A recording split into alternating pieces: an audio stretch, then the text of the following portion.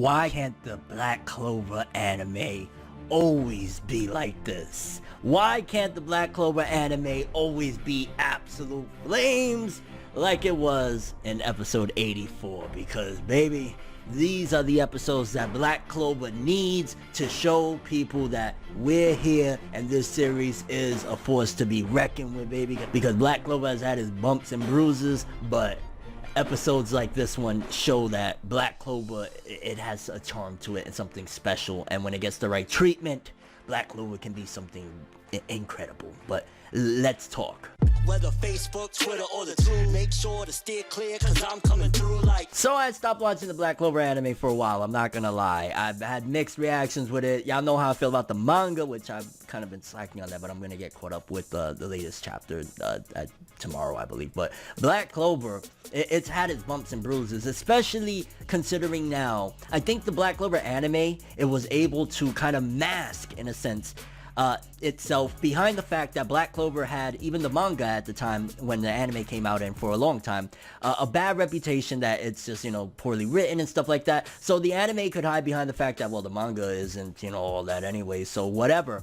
Now, Black Clover, for the longest time, the last, I don't even know, I want to say last year or so, maybe a year and a half, Black Clover has shown that it's broken past just being the generic series that people have kind of picked it to be. It's shown that now it has diversity. It's shown that Yuki Tabata has some type of plan in all of this with where he's going. I mean, the plot revelations, stuff like that. Honestly, Black Clover, it's either going to have a dramatic change real soon in tone, or it's going to end, because incredible revelations in the manga, but that's neither here nor there. We're talking about the anime in particular. So the anime had it easy in a sense, because again, it always had the excuse that the manga, whatever, this, that, and the third.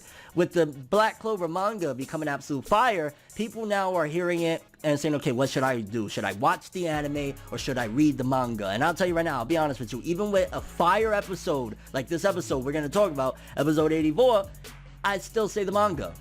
And the anime right now is having its moment. And it has these. A lot of ongoing anime, they've done this for the longest time, because Black Clover is no different in the treatment that it's getting than what Naruto got. It's just that now people have higher expectations for anime, and I'm not giving excuses, because Black Clover anime, there's a reason why I stopped watching for a while. Once the manga got to that point where I'm like, okay, this guy is actually really doing some big things. And then you go to the anime, and you're like, man, what is going on here? Because of course it's a weekly thing and they got to spread out budget and, you know, lack of animators, this, that, and third. So Black Clover, it's had its rough episodes. We know those red pink episodes and stuff like that, which at the time, I'm not gonna lie, there was some Sakuga behind it, so I understand and I appreciate. I respect Sakuga artists the most.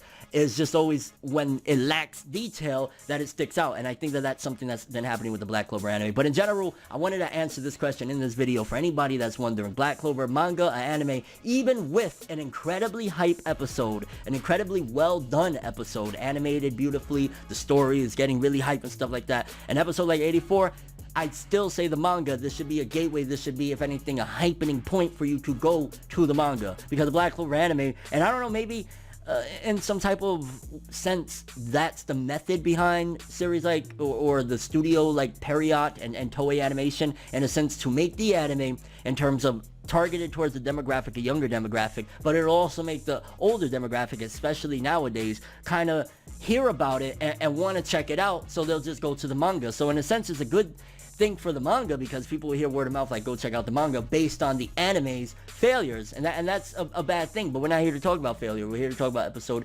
84 of Black Clover, and I'm just looking at it right now like this, because leading up to this episode, we've had incredible moments, right? We had one of my favorite moments thus far in the Black Clover anime, the Finral versus his brother Langris, and man, a lot of plot there, which I want to talk about some of the plot too. I don't only want to, for anime only viewers that don't know what's going to happen in the future, I do want to talk about a little bit of the plot of the anime episodes.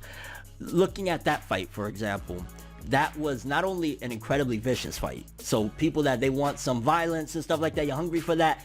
Finral versus Langris, that was brutal. That was very, very freaking brutal. But also it revealed more in the plot, in a sense that Langris is somehow like possibly the traitor to the kingdom of some sort, because you seen the darkness that came out of him when it came time to, like, yo, he was ready to kill his bro. And I ain't gonna lie, y'all all know the moment I'm talking about. It happened a few episodes ago when everybody, Magna, all of them, Asta was ready to freaking chop Langris into pieces and blow him up for what he was doing in ForneverWorld. Incredible episode, incredible, which again, it's one of the things that pains me that I wish I could come and just completely say, yo, Black Clover anime all day, every day, which Black Clover in and of itself and the manga, yeah, I rocked with it, right? But the anime, it's just hard because, again, we get a great episode like 84. But just an episode ago, I'm not going to lie, I was like, what was going on here when Asta was looking all out of character and stuff like that, his character models and stuff. So Black Clover, it's a rough bunch. But maybe that's a testament to how much of an interesting series Black Clover is, if you think about it. Because if, with all that being said, Black Clover, right, we're looking at it and we're like, okay, the anime is just kind of like, oh, lackluster. But it's the material that's shining. And when we get these episodes, of course, it helps. But it's the material that has allowed it to last this long. Think about it. The manga is over 200 chapters. The anime is what? 84 episodes in. 84 episodes in. So you gotta look at it like, okay, what is it about Black Clover at this point that is making people continue? And they just, as a matter of fact, announced that Black Clover's next arc, they have a visual and whatnot. You see a lit there. It's freaking crazy. And it just shows again that there's something about Black Clover, the strides. Looking at the latest episode, Yuno versus, I believe it's Rill, a captain. Again, it shows, opposed to like other series where they have like the opposition, right? Where you have the main character who's, you know, like, let's just say again, Naruto. We're always going to have to go back to Naruto because honestly, Naruto inspired these series tremendously. So it's just kind of like a blueprint to see which route they're going to go, right? So you look at Naruto and you look at it, there was the hard worker and there was the gifted Sasuke. It's interesting to see in a perspective with this series, like again, with Yuno versus Rill, that Yuno is not only gifted with incredible magic, but he's also a hard worker. And in a sense, if you think about it, it turns the tables where it looks like the ungifted one, Asta, is blessed with the best gift of them all, the fact that he has that anti-magic sword. That is an incredible world. If you think about it, if he has no magic, so he has no means of defending himself, having some type of weapon that is anti-magic is the greatest thing. So it looks, if you look at perspective, really, the one that has to work hard to keep up is Yuno. And I guarantee that'll be something towards the end of this series, because even with that being said, that he was able to defeat Rill in a crazy freaking way, right? Because, I mean, you would argue, okay, he got lucky, it blew up behind, whatever the case may be. He defeated a captain in battle. So that shows that, again, he's working hard. But the difference is, Asta, I want to say Asta would have been able to take the win.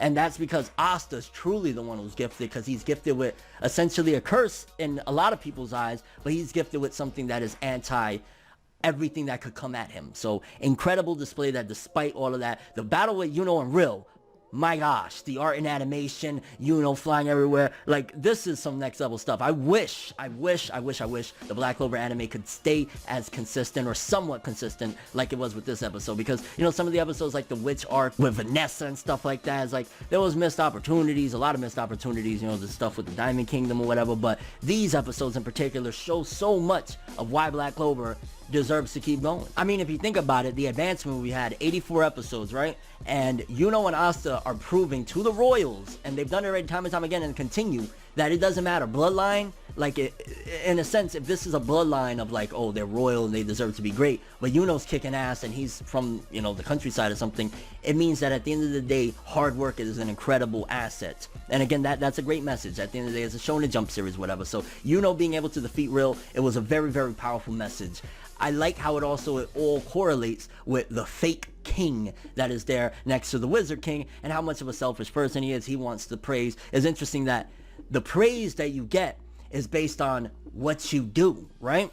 People can see, like if you look at, you know, the Wizard King, you know, he's not wanting worship or anything like that, but people love and respect him. So that truly is what I guess pushes forth that eventually by the end of this series, even if we have the king and then we have the Wizard King, I'm imagining Yuno and Asta are going to fill those two roles.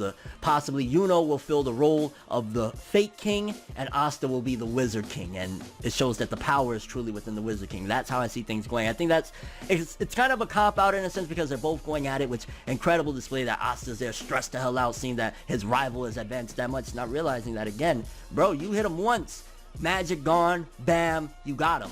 Very cool stuff again with Yuno's development though. Oh my gosh, that character design when the rings is going to half crown and the magic and everything, his bell, all of it, great stuff, great advancement. We've advanced fast, honestly. If you think about it, in 84 episodes, it probably would have taken another shonen. Like, I mean, you would argue we're closing in on ending a part 1 in a sense, and I don't know if Black Clover will have some type of Shippuden time skip and a rebrand or whatever, which I think it desperately needs, but episodes like 84 showcase that Black Clover, for what it's worth, deserves to be here because it has incredible action, incredible battle sequences, a lot of deeper meaning and subplot, and all around episode 84 smash. Let's keep going, baby. Black Clover greatness. But I'm kind of curious what you guys think about a lot of this. For starters, what do you think about Langris seemingly being some sort of traitor to the kingdom? Is it Langris in particular? Is he under control? Because we know the Eye of the Midnight Sun is trying to infiltrate or whatever, so is it him in particular, Langris itself, or was it the hatred inside of him that was kind of manipulating him? So very interesting stuff there. What is your opinion on that? Also, what do you think about Yuno versus Rill? Does that show that Asta and Yuno are already close to captain level? Again, it was a cheap way of giving him the victory, but nevertheless, Yuno won against a captain. I think it shows that Rill needs to kind of get a little more advancement because he's still too childlike. And how did you feel about the beautiful art and animation again in the fight of Yuno versus Rill? Incredible fight. Seeing a captain go down against Yuno, it shows we're here, baby. We've advanced a lot. It seems as though part 1 of Black Clover, if they're going to do it that way, is very symbolic of things are rapidly changing. The next generation, it took Naruto, it took Luffy, it took Ichigo, it took all of these characters a lot longer to get. I mean, look at Goku. It took him all the way up to even towards the end of Z. He still was advancing. You know what I'm saying? So the next generation definitely advances a lot quicker. I think that's a good display of the story. But all around Black Clover, baby, your overall thoughts, expectations for the future. Do you want me to do more Black Clover episode reviews? I ain't gonna lie. Now that I'm up here and we have episodes like this, I really want to keep on talking about it because Black Clover's at greatness, baby. I want more Yami. It's been a while since we've had. And I think the next episode, there was a preview of Yami talking there. So that's going to be interesting. And yeah, that's all I have for this one, though. Thanks for watching. Hope you enjoyed. If you liked anything I had to say or enjoyed the video, drop me a like. I'd greatly appreciate it. And if you want more from me, make sure to subscribe. Follow me on Twitter, Instagram. Hit the bell to get all notifications. That one's really important. I greatly appreciate it to be able to get my content. And if you want to follow any of my other social media, links, of course, in the description below. I'm ForneverWorld. And as always, people, have an awesome day.